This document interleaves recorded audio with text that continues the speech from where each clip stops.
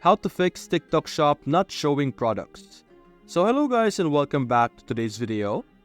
In today's video, we will be showing you how you could possibly fix an issue wherein your TikTok Shop, just like this one, is not showing any products that are available.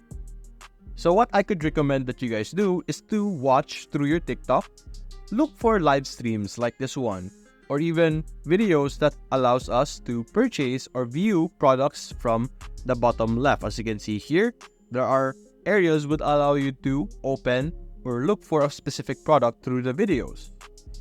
Keep doing this and double check your store over here if that works. And this method basically tries to brute force or force items to appear on your TikTok Shop, and this could possibly fix your issue when you're having issues with the products not showing up at all in your TikTok Shop. So that's basically it guys. If you enjoyed this video, leave a like and subscribe. Thanks for watching.